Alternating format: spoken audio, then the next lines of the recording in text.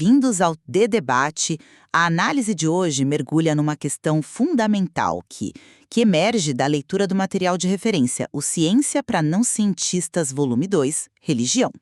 Colocando de forma bem direta, será que o material sugere que sociedades moldadas por valores cristãos são inerentemente, assim, melhores ou talvez mais bem-sucedidas em aspectos-chave do que aquelas onde o cristianismo não é dominante ou onde prevalecem o secularismo e o ateísmo?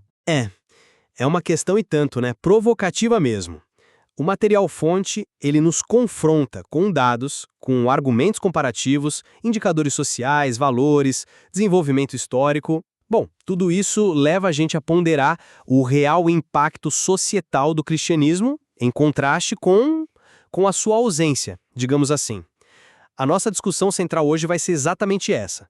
As evidências que estão lá no texto, elas apoiam a ideia de que sociedades com forte influência cristã demonstram ser superiores às não cristãs, em termos de bem-estar, moralidade, progresso. Exato. E a minha leitura do material, veja bem, embora reconheça as inúmeras críticas, né, elas estão lá, são muitas, ela me leva a argumentar que ele também aponta para certas contribuições históricas e estruturas sociais potencialmente positivas que estão associadas ao cristianismo e que não podem ser simplesmente ignoradas.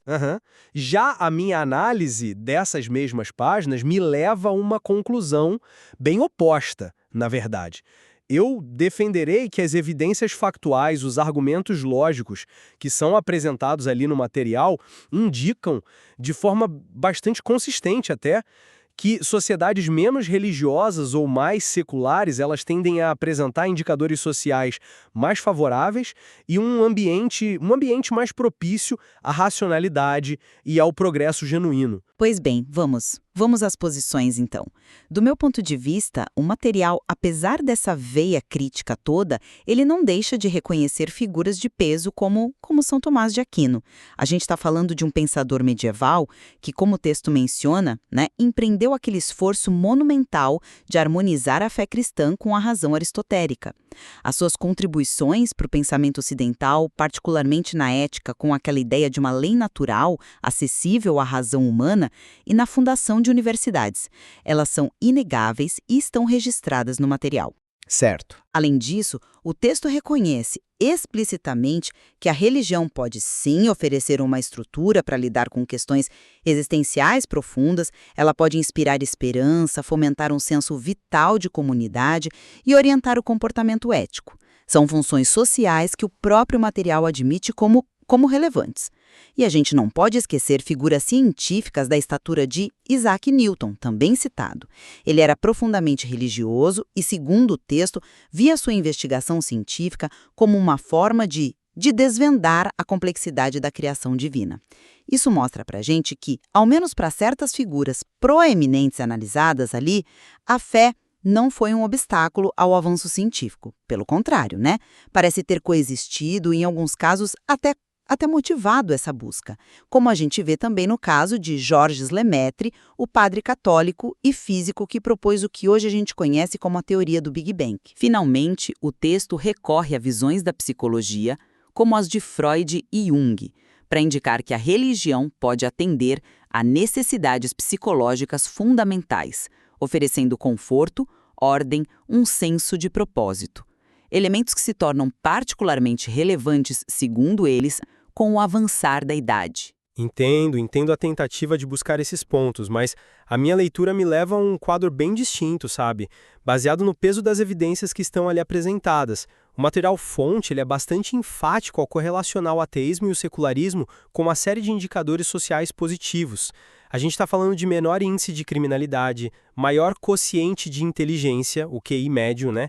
Maior índice de desenvolvimento humano, IDH, aquele índice importante que combina saúde, educação e renda, maior percepção de felicidade subjetiva e até, o que é muito relevante hoje em dia, menor vulnerabilidade à desinformação, às notícias falsas. O texto argumenta e se apoia em citações diretas, como a do Seth Andrews, que descreve como a fé dele o levava a falar como um idiota, nas palavras dele, ou a crítica do Christopher Hitchens à oposição religiosa ao empoderamento feminino que ele via como crucial para superar a pobreza, que o cristianismo, ou ao menos certas formas dele, pode atuar como um limitador do intelecto e um obstáculo ao progresso social. Além disso, o material associa fortemente convicções religiosas a episódios históricos e contemporâneos de violência e intolerância. Ele cita aquela famosa frase de Blaise Pascal sobre como os homens nunca fazem o mal tão completa e alegremente quanto por convicção religiosa. Relembra a perseguição brutal a Giordano Bruno por suas ideias, aponta o preconceito documentado contra ateus no Brasil e chega a traçar uma ligação explícita entre o fenômeno do bolsonarismo e a violência com motivação religiosa. Some-se a isso a questão da desinformação. O texto detalha como notícias falsas se disseminam com facilidade em grupos religiosos, menciona a oposição da bancada evangélica a projetos de lei que visam combater fake news e cita estudos indicando uma maior susceptibilidade de pessoas religiosas a serem vítimas de fraudes. E, por último, mas não menos importante, o material dedica um espaço considerável a expor o que ele considera inconsistências lógicas e factuais, gritantes até, nos textos sagrados. Como o clássico paradoxo de Epicuro, que questiona como um Deus onipotente e bom permitiria o mal. A falácia lógica da petição especial, né? Aquela coisa de criar regras de exceção para Deus. Problemas genéticos óbvios na narrativa de Adão e Eva, contradições geológicas na história do dilúvio e a ausência geral de evidências empíricas para as crenças fundamentais do cristianismo. Você traz à tona os indicadores sociais, criminalidade, QI, IDH, felicidade e menciona países como Suécia e Holanda, onde o secularismo é mais acentuado e esses índices são de fato altos. O texto realmente apresenta essas correlações. Sim, e não são correlações isoladas ou fracas, né? O padrão que o material descreve é consistente. Quanto maior o nível de ateísmo ou secularismo numa sociedade, menor tende a ser a criminalidade, maior o QI médio, maior o IDH. Os países consistentemente apontados como tendo populações mais felizes também tendem a ser os mais seculares. O texto não hesita em fazer essa ligação. Reconheço que os dados estão lá, no material. Contudo, a interpretação desses dados merece um olhar mais cuidadoso. A pergunta clássica que se impõe é: estamos diante de uma relação de causa e efeito ou apenas de uma correlação? Será que o ateísmo causa diretamente esses resultados positivos? Ou será que tanto o secularismo quanto esses indicadores são, na verdade, produtos de outros fatores mais profundos? Fatores como, altos níveis educacionais, estabilidade econômica prolongada, sistemas de bem-estar social robustos ou mesmo tradições culturais específicas desses países nórdicos e europeus que favorecem certos valores. O próprio texto, aliás, introduz uma nota de complexidade ao discutir o Produto Interno Bruto, o PIB. Ele inicialmente o correlaciona com o ateísmo, mas depois, de forma um tanto confusa, eu diria, refere-se a ele como um índice a favor dos religiosos. Essa aparente contradição talvez nos alerte para o risco de focar exclusivamente em indicadores materiais. Ao nos concentrarmos apenas em PIB, IDH ou taxas de criminalidade, não estaríamos ignorando os benefícios não materiais que a religião pode oferecer, como o próprio texto sugere ao citar Freud e Jung? Refiro-me àquele senso de propósito, à coesão comunitária, ao conforto psicológico diante das dificuldades da vida ou da perspectiva da morte, aspectos que talvez escapem a essas métricas puramente socioeconômicas. Essa ponderação sobre benefícios não materiais é válida sim, mas o material argumenta que eles frequentemente vêm acompanhados de um custo intelectual e social considerável. E isso nos leva diretamente ao ponto crucial da racionalidade e da relação com a ciência. O texto é farto em exemplos da resistência histórica e contemporânea de setores religiosos significativos ao conhecimento científico. A rejeição da teoria da evolução de Darwin em favor do criacionismo é um caso clássico citado, descrito como promotor de analfabetismo científico e incentivador de uma uma preguiça intelectual que se apoia no chamado Deus das lacunas, usar Deus para explicar o que a ciência ainda não explicou, né? Aham. O material vai além, associando explicitamente grupos religiosos à propagação de desinformação e teorias conspiratórias, bizarras até, como a ideia de uma sala secreta para fraudar eleições ou a infame mamadeira de piroca. Ele disseca as falácias lógicas que frequentemente sustentam argumentos religiosos, como o já mencionado paradoxo de Epicuro, ou a petição especial, essa tendência de isentar Deus das regras lógicas e físicas que se aplicam a todo o resto do universo. Em contrapartida, o texto destaca figuras como Alan Turing, um dos pais da computação moderna, que era assumidamente ateu, como exemplo do avanço do conhecimento fora da esfera religiosa. A mensagem que transparece é que a influência religiosa predominante, como descrita no texto, muitas vezes entra em conflito direto com o pensamento crítico e o método científico. Sua leitura enfatiza o conflito, mas o material também nos oferece uma perspectiva um pouco mais matizada, que a gente não pode ignorar. Lembremos novamente de Isaac Newton e Georges Lemaitre. São dois gigantes da ciência, ambos profundamente religiosos, cujas histórias o texto relata. Newton, embora o texto note que ele buscou e não encontrou provas factuais na Bíblia, via sua ciência como um caminho para compreender a obra divina. Lemaitre, sendo padre católico, formulou a teoria do Big Bang a partir das equações de Einstein e, como o texto ressalta, afirmava categoricamente não ver conflito entre sua fé e sua ciência, tratando-as como domínios distintos do conhecimento humano. Certo, mas são casos específicos. São específicos, mas significativos. E não podemos esquecer a tentativa de Tomás de Aquino, séculos antes, de usar a lógica aristotélica, o ápice da razão na época, para dar fundamentos racionais à fé cristã. Talvez a crítica à ciência que vemos em certos grupos religiosos hoje e que o texto documenta não surja de uma incompatibilidade fundamental entre fé e razão, mas sim, como o próprio texto sugere em certo ponto, de uma imagem errada ou de uma compreensão distorcida do que a ciência realmente é e como ela funciona. É interessante notar que o texto até menciona, ainda que o autor tenha se corrigido posteriormente numa errata, a possibilidade de se argumentar que o próprio ateísmo poderia ser visto como irracional por negar a existência de Deus sem uma prova definitiva dessa inexistência. Isso apenas sublinha a complexidade da relação entre fé, razão e prova, uma complexidade que o próprio material, apesar de sua linha crítica principal, acaba por revelar. Essa complexidade real, sem dúvida, mas ela parece pender fortemente para um lado quando a gente analisa a questão da moralidade e da ordem social no material. Aqui as críticas são demolidoras. O texto nos lembra da citação atribuída a Pascal. Os homens nunca fazem o mal tão completamente e alegremente quando o fazem por convicção religiosa. Isso ecoa através de vários exemplos. Temos a análise de Hitchens sobre Madre Teresa, criticando-a não por ajudar os pobres, mas por ser, segundo ele, amiga da pobreza em si, glorificando o sofrimento e opondo-se a medidas práticas como o empoderamento feminino.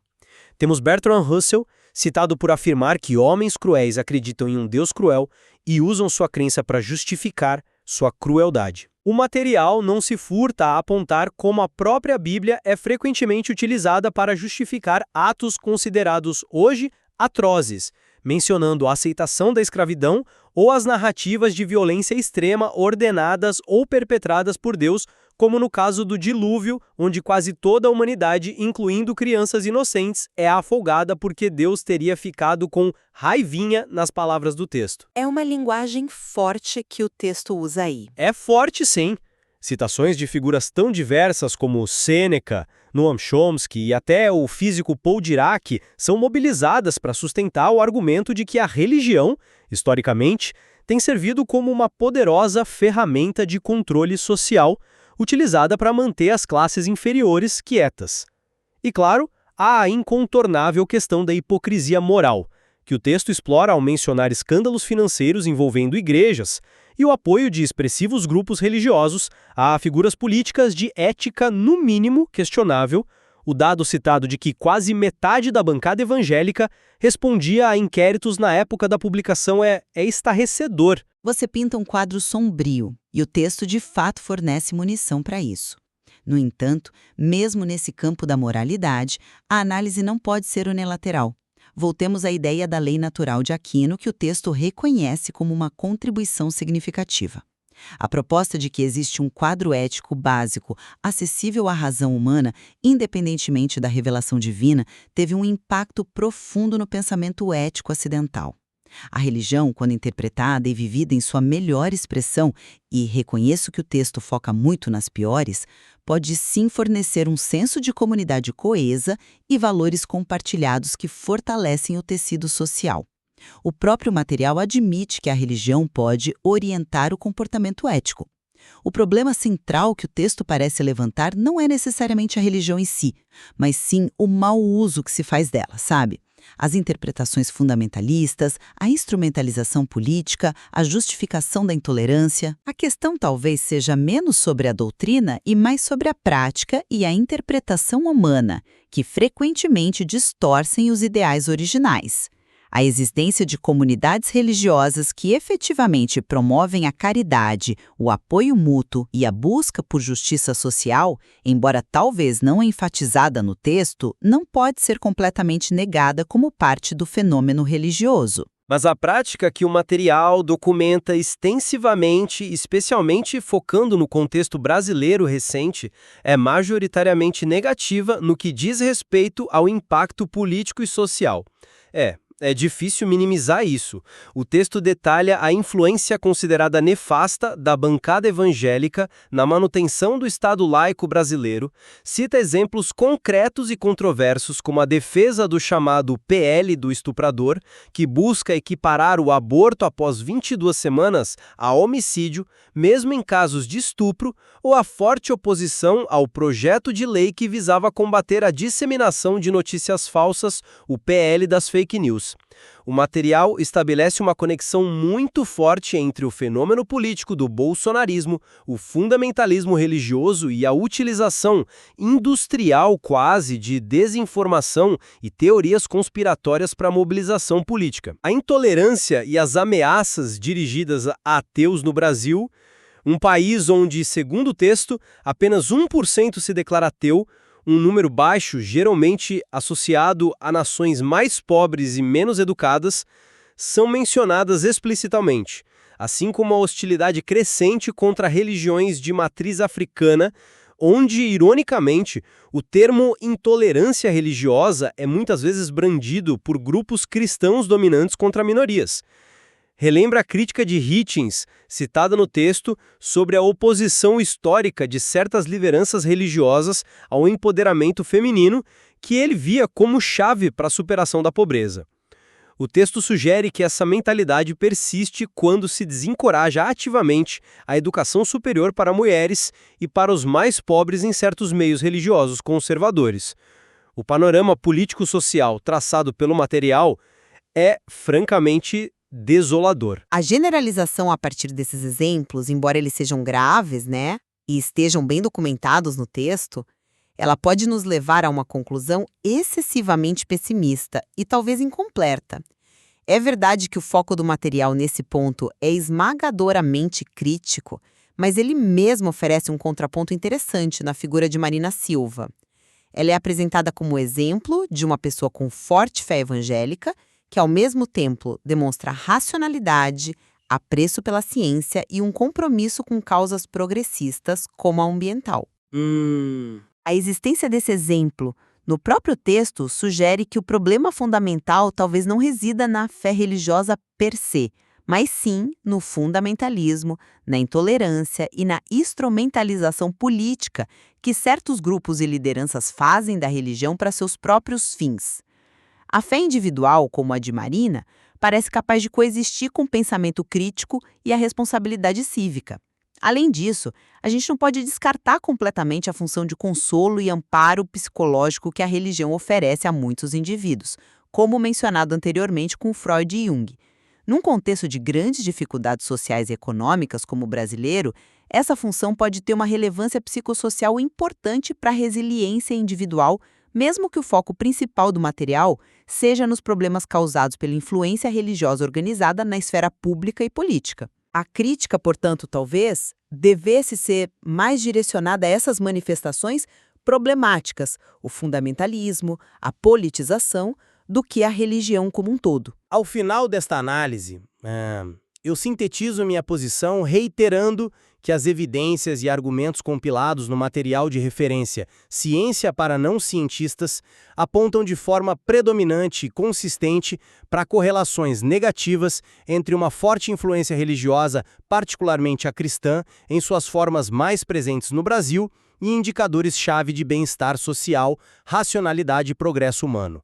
Os dados comparativos sobre criminalidade, QI, IDH e felicidade tendem a favorecer sociedades mais seculares. Os argumentos robustos apresentados sobre a promoção da intolerância, a resistência histórica e atual à ciência, a disseminação de desinformação, a justificação da violência pela fé e os entraves concretos ao desenvolvimento intelectual e social, especialmente visíveis no impacto político negativo documentado no Brasil, eles formam um contraponto extremamente forte à noção de que sociedades de maioria cristã sejam, por essa característica, inerentemente superiores ou melhores. Por minha vez, eu reafirmo que uma leitura atenta do mesmo material, apesar de reconhecer a força e a quantidade das críticas apresentadas, revela que elementos associados ao cristianismo não podem ser simplesmente descartados como irrelevantes ou puramente negativos. A busca humana por significado existencial, a capacidade de formar comunidades de apoio mútuo, as contribuições históricas inegáveis para a ética ocidental, através de pensadores como Aquino, e a demonstração em casos notáveis como os de Newton ou Lemaitre, de que a fé pode coexistir com a razão e a mais alta investigação científica, todos estes são aspectos da experiência humana em sociedade que o próprio texto menciona, ainda que frequentemente para contextualizá-los criticamente ou apontar suas limitações e contradições internas. A fé intelectual, como o texto exemplifica com Marina Silva, demonstra que a dicotomia entre religião e racionalidade não é necessariamente absoluta ou intransponível. Chegamos, então, a um ponto de concordância sobre a complexidade da questão, né? O material que a gente analisou, Ciência para Não Cientistas, ele oferece uma perspectiva predominantemente crítica sobre o impacto social do cristianismo, especialmente em suas manifestações mais conservadoras e politizadas, mas não é desprovido de nuances que mereçam consideração e aprofundamento. Exatamente. A análise detalhada das evidências, dos dados e dos argumentos levantados neste texto oferece múltiplos ângulos para compreender essa relação intrincada e muitas vezes tensa entre sistemas de crença, como o cristianismo, e a configuração das sociedades humanas. Convidamos quem nos ouve a mergulhar no material-fonte, pois ele certamente levanta mais perguntas instigantes do que fornece respostas definitivas, estimulando uma reflexão contínua sobre esses temas tão fundamentais.